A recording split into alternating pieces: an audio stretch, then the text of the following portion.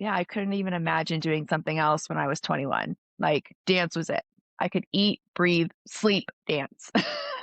That was my passion for so many years. Like, I was living the dream. I got the dream job, right? It's hard when you leave performing to just like cold turkey it and be like, I'm done. There's a bit of a grieving process and a bit of like, how am I going to keep dancing? Do I want to keep dancing? I had to really like look at real life skills, which being in a show, there are a lot of skills that match. Welcome to Recast and Rise, the podcast for performers and creatives ready to explore what's next. You'll hear inspiring stories of artists who reinvented themselves and found new careers after the stage. Let's recast and rise. Welcome. I'm so excited for you to be here today. Thank you. Thank you for having me. I'm so excited to speak with you. Oh, so great. We were in the Love show together. We sure were.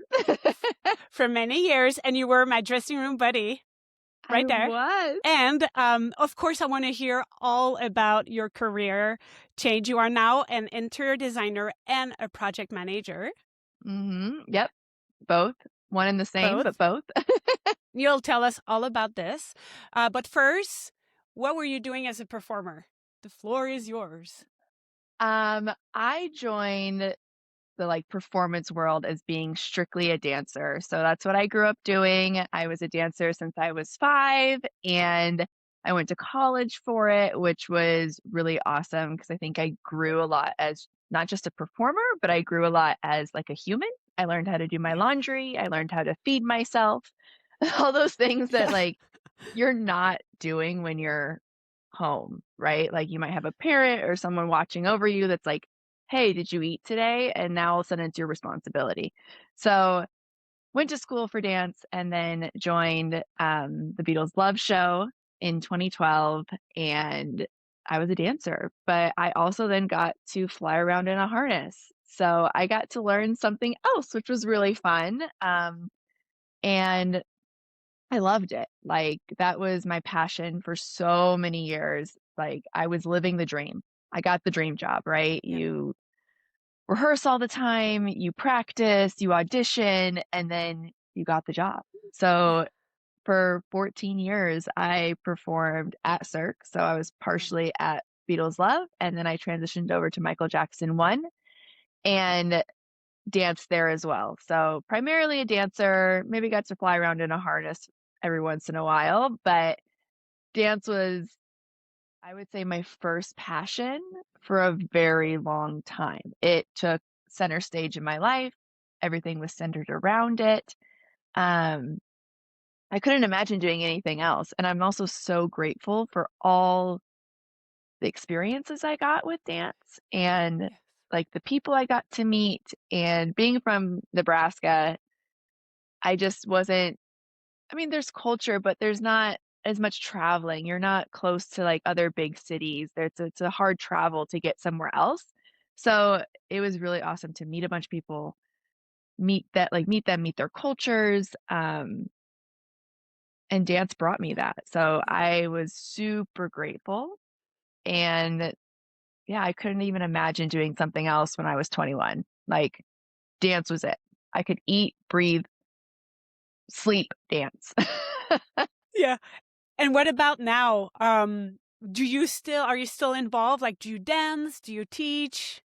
I teach dance a little bit. I think it's hard when you leave performing to just like cold turkey it and be like, I'm done. There's a bit of a grieving process and a bit of like, how am I going to keep dancing? Do I want to keep dancing? And so I teach at a studio here, and I'm very much realizing as I am further away from performing now that it was such a beautiful part of my life then, and I still appreciate it. I love to go see dance and watch it and experience it, but I don't feel the need to necessarily be a part of it anymore, which I think time and space away from that area has helped. And you absolutely have to grieve that. I guess grieve what you once were, what was a part of your life for so long. But the further I'm away from it, the further I'm realizing I love it, but I don't necessarily need to be doing it. Mm. So it was, Yeah. I don't know, it's a weird feeling. Yes, let's talk about this. So your last gig was MJ. Um, hmm when you left the show, how were you back then? Because it seems like now you feel better. You're a little bit more complete with the fact that you're not a performer anymore. But closer to when you left MJ, how were you feeling? Were you okay with it? Some performers are okay. Others have a hard time to let go of the identity of being a performer. Absolutely. I think I still want to call myself a performer, and I think that's probably out of habit, but I felt on my last show, I was like, I felt so much peace. I felt so Oh. much excitement. I was ready at that point. And I think some of that came from like the prep leading up to leaving performing. But I really felt okay with it, even though I was still grieving a huge piece of my life.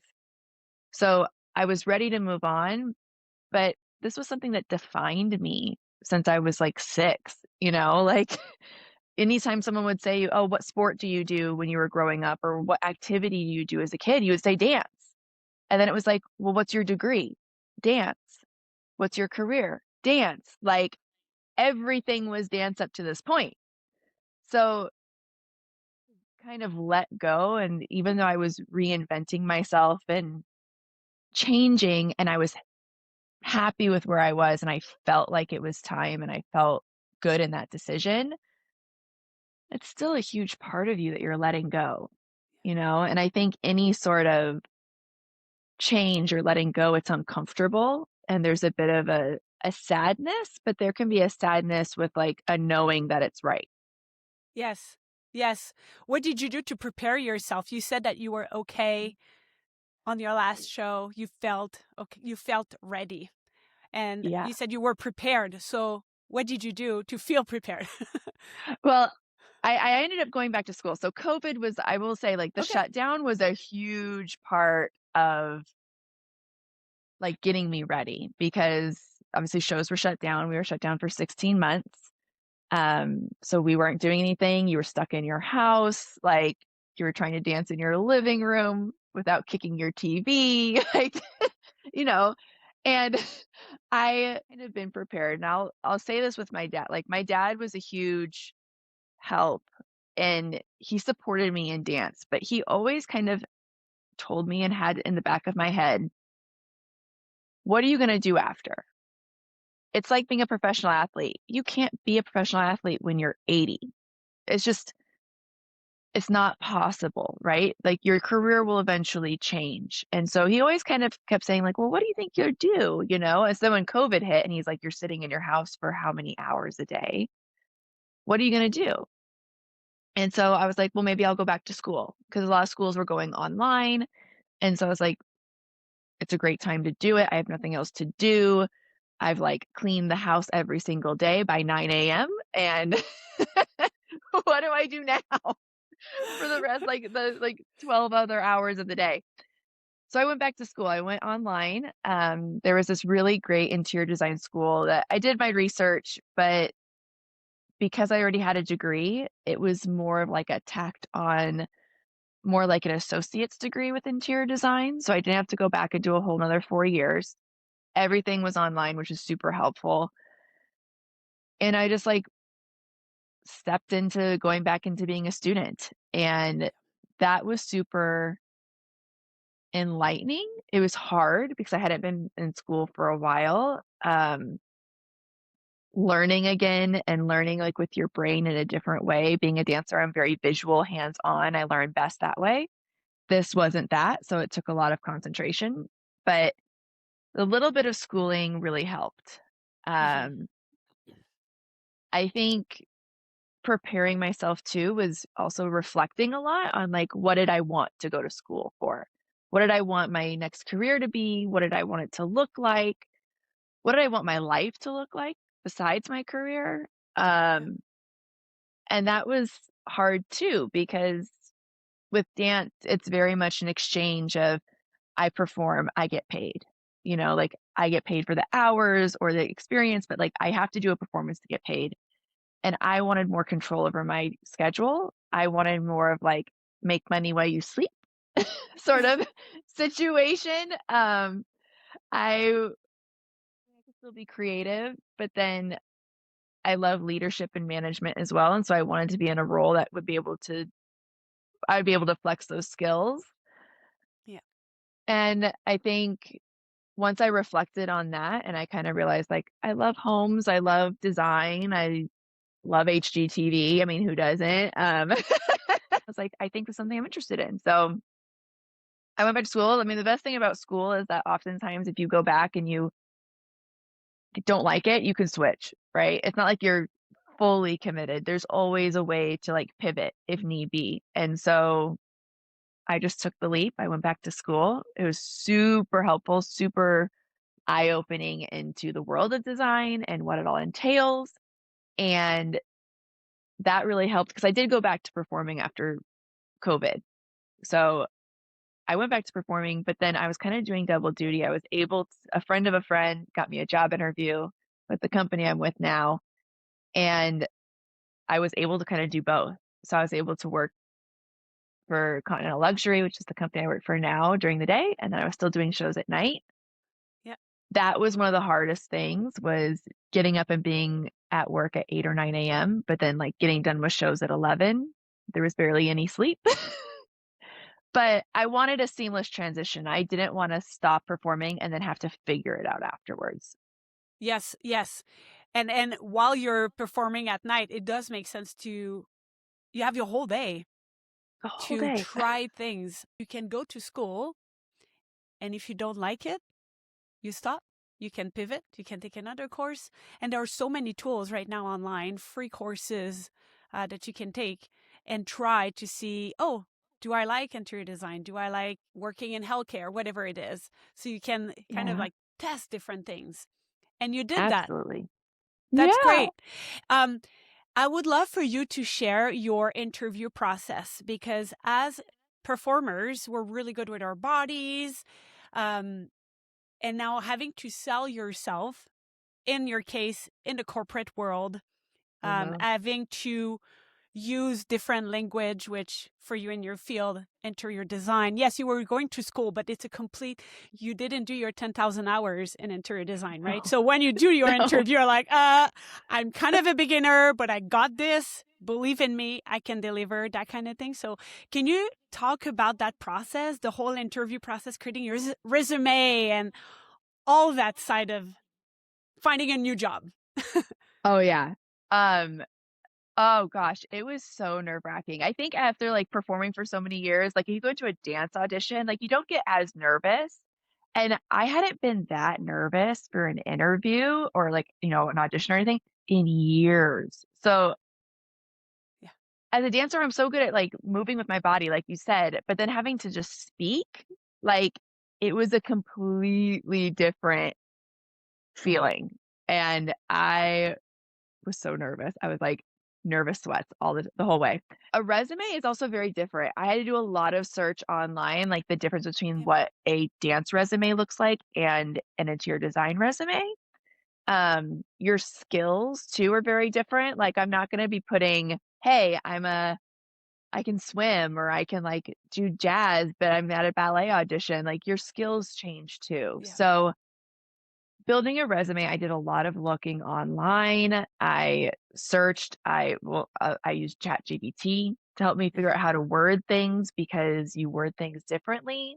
And then yeah, selling myself, I had to really like look at real life skills, which being in a show, there are a lot of skills that match. So like I was good at working with others. I was good at time management.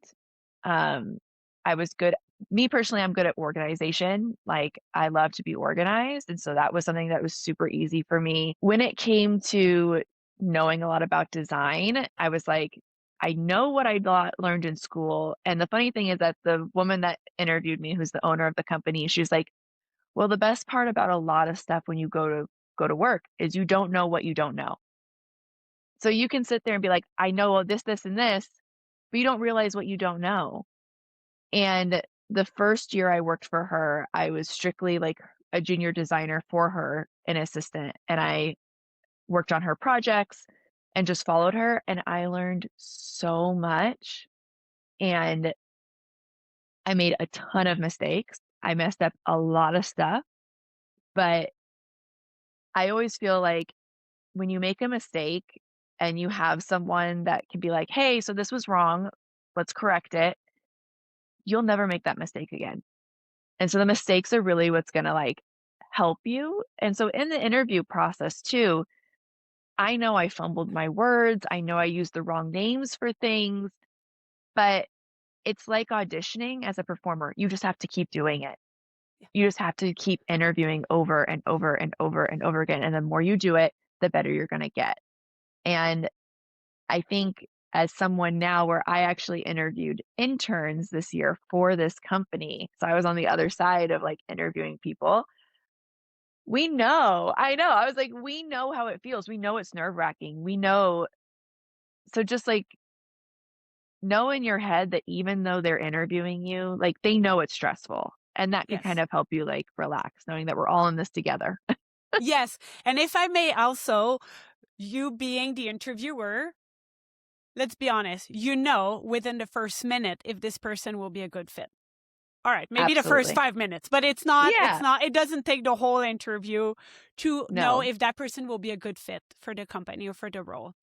So what I Absolutely. would say to also people that are interviewing, it's also to be yourself, to be confident that you are who you know what you know at this specific time, and just to do your best because that person that is interviewing you already know if you'll be a good fit Oh, or yeah. not. So be prepared for sure, but also be yourself.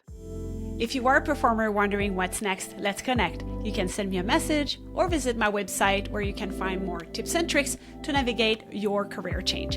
And subscribe to this podcast for more inspiring stories and career tools. Now, back to our chat. Yeah, like, Yep.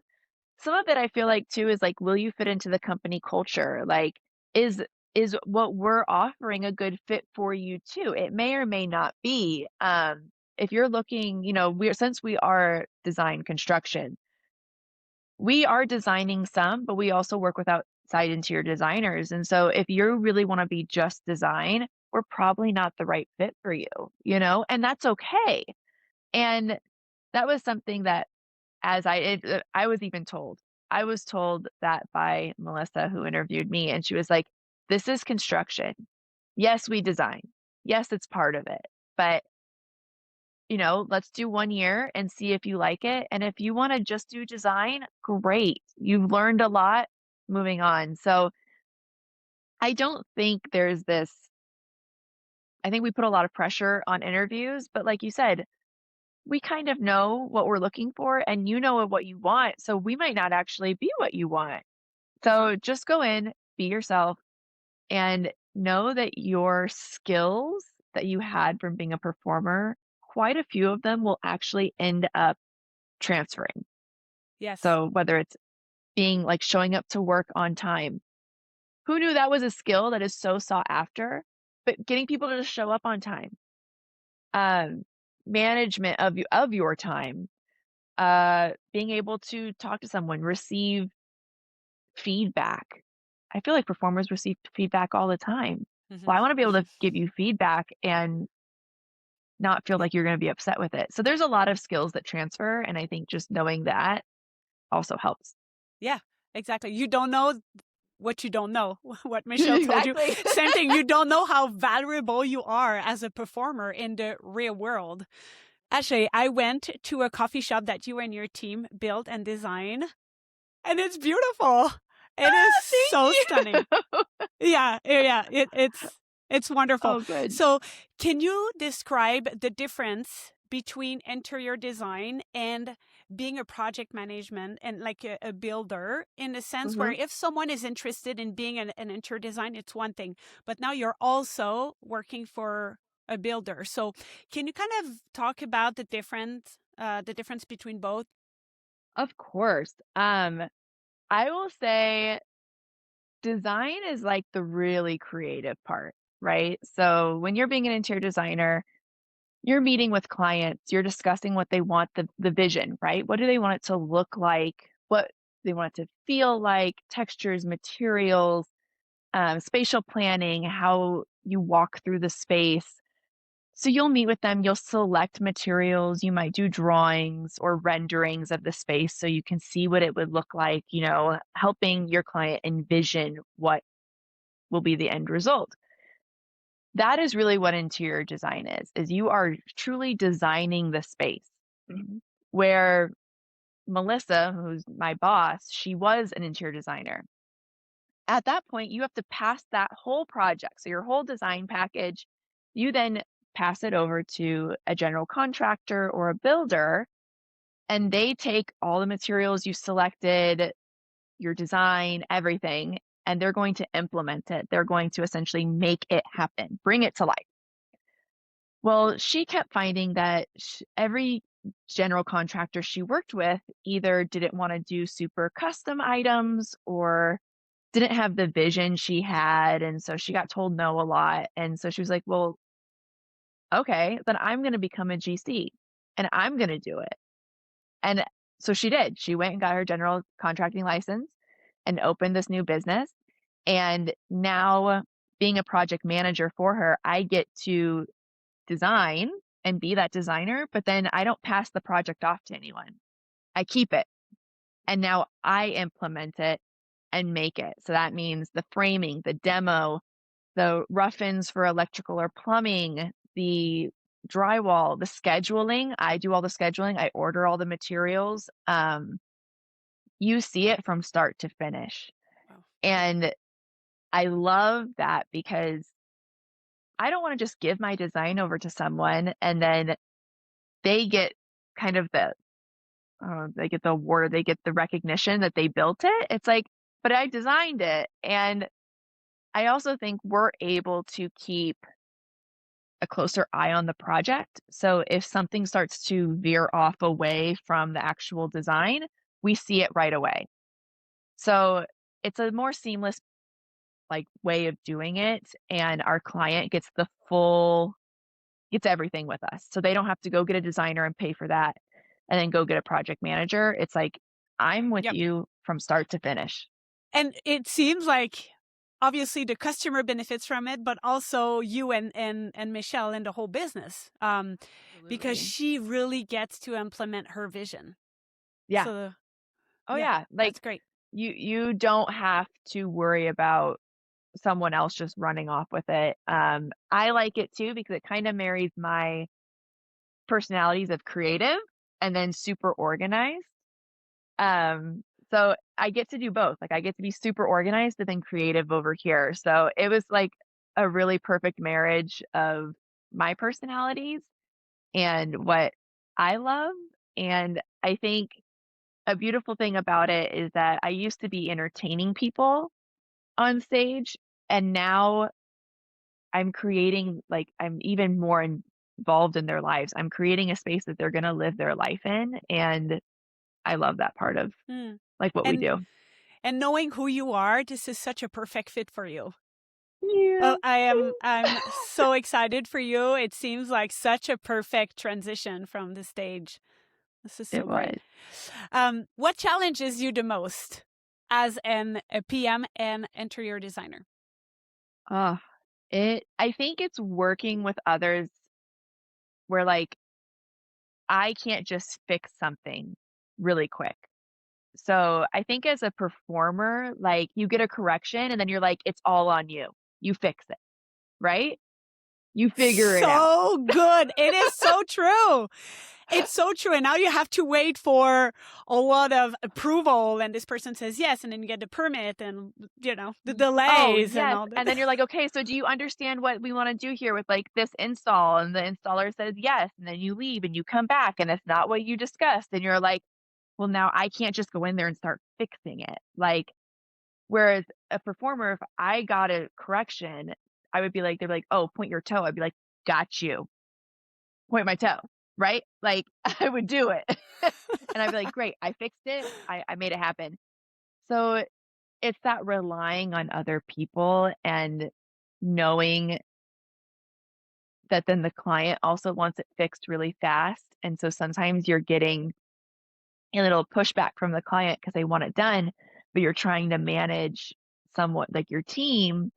And I think that's the hardest part for me is that like so want it to I want to fix things right away. I Yes. just want to like make it happen. And sometimes it takes longer and managing expectations of that is also probably one of the most difficult things Yeah. is, we want to under promise and over deliver. You never want to like over promise something and then have them being disappointed. I think relying on other people for me is probably the hardest part. And then making sure that you're managing everyone's expectations of what this is going to look like, the process, the end Yes. result. That's probably the hardest thing because Mm, I want to make everything perfect. of course. So you went to school in interior design. What would you recommend to someone who is interested in following a similar path? Now, Ashley, you are in the industry, you know exactly what it takes. Are there some steps that you would want skipped now that you know all the things? And what would you recommend, like a straight path, to someone that would like to follow your path? I would say school is so helpful, but it's not necessarily necessary for every single career. So I think sometimes we get stuck on that you need an education or some sort of experience in what you want to go into. In some cases, it's important, some it's not. I think for design, because it's so creative, I chose to go to school. There's another girl that's a project manager with me, and she did not go to school, but her eye is impeccable. She's so good at it, and she's so organized. And so she has no schooling, and I have schooling, and we are doing the same sort of projects, and we both ended up at the same place. So I don't necessarily think it's necessary. I think you can skip kind of the schooling because the real world experience is so valuable. And I don't think we talk about this enough is that, and I think we see it in performers too. The performers that go to school, great, but the best performers are the ones that have that experience. They just have multiple jobs or have been on stage a lot and they know how to fix mistakes that happen instantly. And there's this beautiful quality to their movement and it just comes with experience. And I think for design and for product management, following someone, whether it's being like a paid internship or if you have the ability to do an unpaid, sometimes they're unpaid, but they're really great. Following someone around, just like shadowing someone and seeing the everyday is the most, Mm, it's going to get you there faster than necessarily schooling for yeah. some industries, not all. But watching someone in real time work is the most amazing. I probably would have had COVID not happened, I Yeah. would have jumped right into like that intern situation first. Cause like that first year I was Melissa's assistant. Oh my God. I learned so much. I learned more than I learned in school. Mm, And design is such a objective. Like it's art, right? So someone could paint a picture and you're like, I love it. And the next person be like, I hate it. Real world experience is what's going to get you there. And I think looking back, I'm so happy I did school, but was it necessary? No, yeah. absolutely not. Getting yourself into an internship or like a shadowing situation where you might not be making any money, but you're following someone around all day, super helpful. Yeah. And it sounds like you are also, I hate to use the word lucky because you Yeah. believe in luck or not. So Yes. for you in your situation, it sounds like Mhm. Michelle was open to teach you. She was open to, be your Mhm. mentor, which it sounds like if you choose to not go to school or even if you choose to go to school, that's so Yeah. valuable to meet a person that is willing to say, "Come on, Ashley, I got you. Let's do this together." Mhm. Yeah. It is. Yeah. It's hard to find someone that always wants to be like a mentor or has the time to be that, and I was lucky. I was lucky in how I met her as well. She was a friend of a friend, and so I obviously kind of had an in there as well. So yeah, I think luck, you can get lucky, but I think also being prepared, like I was prepared to not sleep at night, you know? I was prepared to do shows, get up early in the morning and like work all day, you know? There was a bit of like a sacrifice on social things and I was always too tired to go do stuff. Um, I was sleeping a lot during like I would try to get naps during the day, you know, whenever I could. So you do have to kind of be willing to put in the work. I will say that. It's not just going to happen, even if you do have some streaks of luck. There was a lot of like 5 hours of sleep a night. So, Ashley, what's next for you? Do you see yourself being an interior design, a PM for a while? Or now that you're doing the role, do you see that there's maybe other opening within this company or other things are there? Like now that you're in it, do you live and breathe it? Or do you see like, you know what, I could be doing this now? I think I will always keep doing this. I've always loved interior design. Like I have. Um, I see myself growing in this company. I'm very lucky that they value my opinion. They want to hear what I think. They're very supportive still, like even still mentoring, which is amazing. And I see myself staying in this role and probably with this company for a long time. I also see like other ventures. Like I would love to have an interior design line. So like, you know, small accessories for the home. So I would love to have that. You know, Yes! so that's definitely like on the horizon of like, you know, throw pillows, candles, home and like decor stuff. I would love to do that. I would love to do some sort of like podcast with design, like really realistic design. Cause I think, you know, it's your home. You have to live in it. That's something that I've learned is that it needs to function. Like it can't just be beautiful. It has to be functional. And so helping people figure that out and whatever that looks like for them in their home, whether your budget is, Yes. you know, small or big, it doesn't matter. You can still have that feeling of luxury at any price point. Hmm. So I think it'll just continue growing and kind of, you know, like a tree, we're just going to have like little branches that fly off Yes. in different directions, but all coming back to this like idea of design, project management, building a space that you live in and that when your home is calm and your home feels like home, I feel like other areas of your life really thrive. And so I want to bring that feeling to everyone, to all my clients. I see the vision. It's happening. I I hope see so. all I of hope this. so. Oh, zero doubt. It's there's happening. a lot Okay? of like little sketches of things that I'm like, how do I make that happen? Yes. How do I make that candle holder? You know what? I see it. Hopefully, next 5 years. Do a vision board. I know. Oh yeah. Oh yeah. The vision board is like it was popping this year. Vision board was like we're gonna have bigger bigger budgets, bigger clients, more clients, like, you know, what my style for design I feel like I want it to be. So yeah, Yeah, that big will vision board. also evolve. Oh, yeah.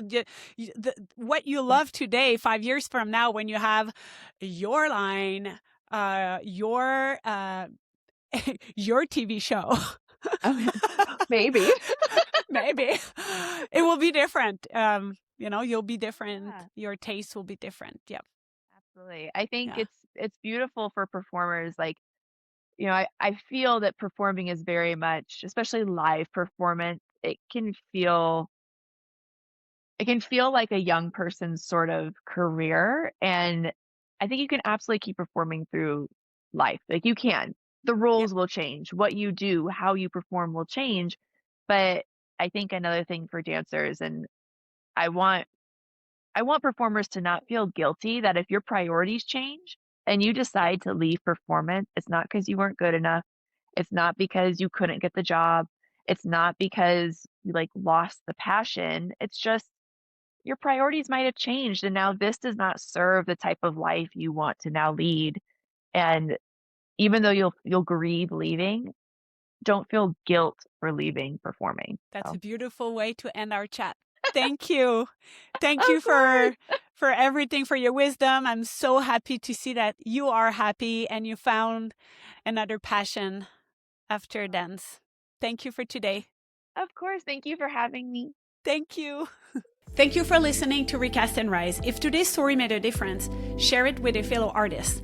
Also, subscribe to this podcast and write a review so more people can access the tools shared on this platform. And follow me on my socials for tips and tricks to navigate your career change. Until next time, I will see you in the next episode.